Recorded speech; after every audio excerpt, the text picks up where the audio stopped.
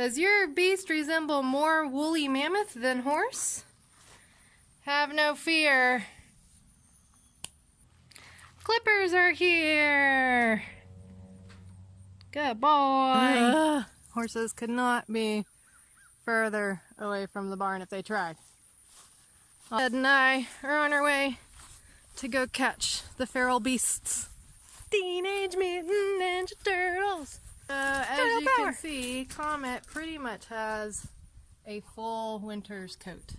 He does this every stinking year. I don't know, he's like part mountain goat, but he's definitely not a horse right now. He is a woolly mammoth. So every year I pretty much clip him, at least I trace clip him, because he gets so hot in Alabama. It's still like 90 degrees and it's October. What in the world is going on? Ready for some fall weather. But it'll get pretty warm up through December, staying in the 70s typically. So I usually give him a trace clip at least, because he gets so hot and sweaty just being out in the field. He's not even comfortable in the field. So Blake and I are going to ride. We're prepping for our show on Saturday. So excited. Hopefully I stay on. That's my goal, just to stay on and stay in the ring. And Blake's going to show Comet here. So it should be a lot of fun. I'm going to vlog the whole thing. Stay tuned for that. We're going to go ride, and then I'm going to give Comet here a good bath, and then we'll get to clipping. Hey guys, so we had a great ride. Comet's been all hosed off, and now we're going to give him a bath. So the key to having a really good clip job is make sure you have a nice, clean horse. And the secret ingredient is, drum roll please, baby oil. That sounded nothing like a drum roll, but roll with me guys. You don't want too much baby oil because that'll make them real greasy, and it'll actually clog up your clippers. You just want like a little squirt or two. So we're just gonna do like less than a tablespoon, maybe even just like a teaspoon amount. So literally just 2 tiny squirts. You should be able to see the oil bubbles in there, but if it feels greasy when you're putting it on the horse, you put way too much. I will add the shampoo. This shampoo has tea tree oil in it. Really like this product. It's by E3, highly recommend it.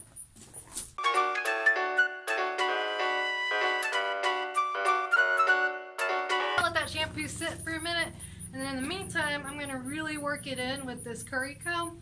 Really make sure I get all the dirt up from underneath his coat out, because that's the stuff that will gum up your clippers really bad.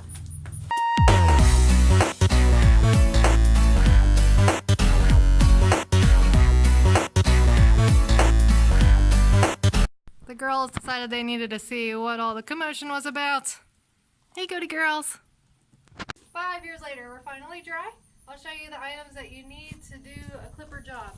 To do a clip job, I always wear clothes that I don't care about. These are old shorts of Blake's that he can't fit in anymore. You're gonna get hair embedded into the fabric of your clothes after this. So wear clothes you don't care about that can get dirty and raunchy. And if you had to throw them away, you wouldn't care if you had to throw them away or not. Bare minimum with clippers, you need to have some sort of cleaning solution, and you also need to have some kind of lubricant for the clipper blades. Now you can go spend a bunch of money on clipper specific cleaner and lubricant, but what I use is rubbing alcohol. WD-40 works like a charm, doesn't hurt your blades. So what you do is you take the alcohol and you put it in a small container. I like to use an old soda bottle and use that as my container.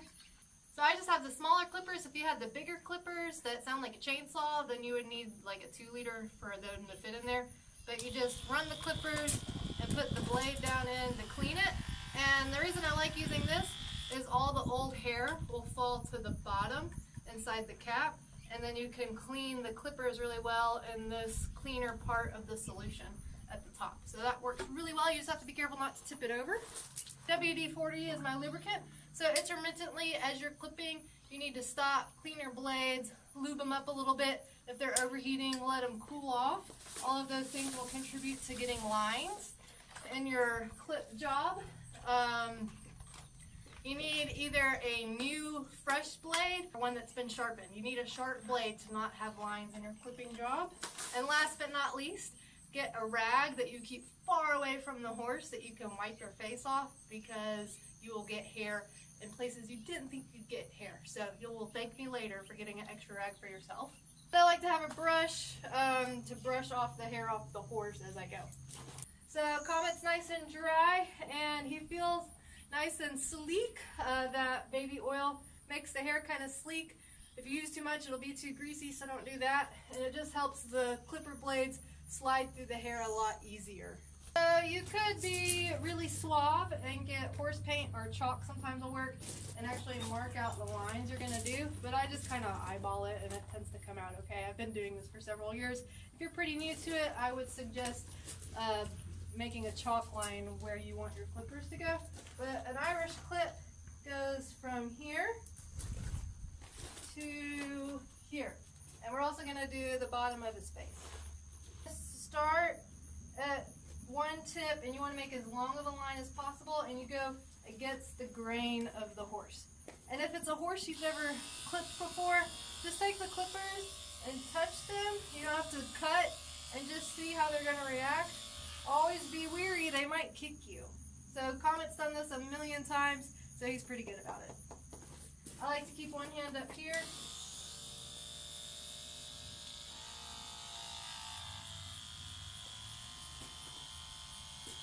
Nice consistent pressure.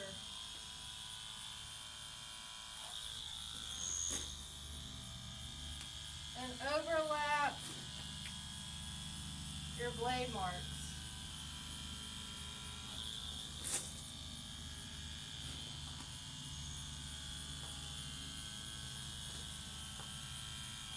So I like to keep a hand up here because I can feel if he's going to tense up if something's a little too ticklish.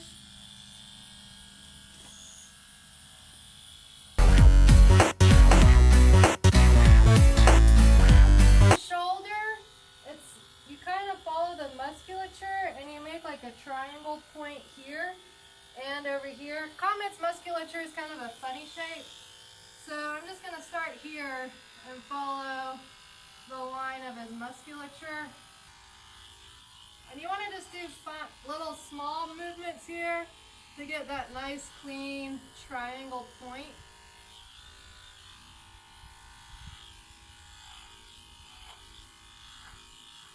Kind of like so. Most horses' musculature kind of comes back here over their elbow a little more. Comet's is kind of funny. And then you'll come here and just follow that triangle musculature down his chest. Kind of more up close. Sorry guys, my gimbal died.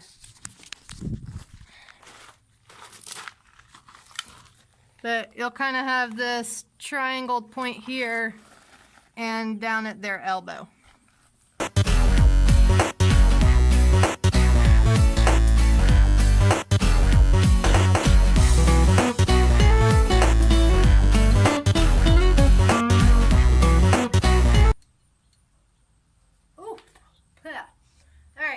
To save the thickest part of the horse and the tickliest part of the horse for last, which is on Comet, his belly. Under his belly is really, really thick, and underneath his chin is really, really thick. So with Comet, sometimes he can kick when he gets his sheath cleaned. So I'm going to be very careful when I go towards the sheath area. So I'm actually going to stand up and face towards him and put my hand on the top of him so I can feel when his body tenses up. Good boy. And a lot of time the belly has hair that goes every which way. So sometimes you'll have to come forward and then go backward to get some of the rest. Have trouble getting into the nooks and crannies of their elbow, you can have them pick their leg up or have a friend hold it for you, and it kind of straightens out the wrinkles in their elbow. Looks pretty good. I don't see any major lines on him, but if you were to have a clip job with a lot of lines in it, you can do what I call vacuuming. So you know how you vacuum, you kind of go back and forth over a certain area. So if you had a big line, you could kind of vacuum back and forth over it to kind of even it out. Irish clip on the face just kind of follows the halter line or the bridle line. So I just kind of use their halter as a guide. So you'll clip kind of up to this halter line, like mid-cheek. I go down and kind of make a little line with my clipper blade, and that's what I will clip to. Just clip right up to their ear. I don't clip ears. I know his are really, really furry and fuzzy like a teddy bear's, but I think that they need that fur to protect their ears, especially in the winter time. Their ears are going to get really cold, just like your own ears would get really cold. And it also helps with the bugs. We have bugs up through to December. So, if you have trouble with their necks, you can bend their neck away from you and it makes their skin a little tauter. Like if you have a horse with a really wrinkly neck. I also don't clip whiskers. I had a horse that was blind, and I think that whiskers are a very important tool that a horse has, especially if they're outside in the dark. I know they can see in the dark better than we can, but I think it's really important for a horse to keep its whiskers. Alright, I'm going to finish up and I'll show you guys the after results. Here is our finished product. Irish clipped Comet. You look good, bud. Yeah, you're going to feel a lot better. Oh, hang on. We got to show you off. He says, I'm ready to strut my stuff. I look good. So he always has a better demeanor after I clip him. He just feels so much better. We don't usually get really cold weather until December, and we have blankets to blanket him with. So if you are going to clip your horse, you better be sure you have an array of blankets. So I have a lightweight and a medium weight for Comet, and I also have a fleece cooler so I can mix and match and make it more heavy if I need to. But do not clip a horse without having some sort of blanketing array to blanket them with, because they will need blankets. Comet is ready to go. So please like, please subscribe. Next week we're going off to a horse show. Blake will be competing Comet, I will be competing Buck, and hopefully we'll come back in one piece. My first show in 5 years, you guys. Please stay tuned. I'm going to vlog the whole thing. Mwah. Love you. Like, subscribe, comment below. See ya! I need to wash my hands.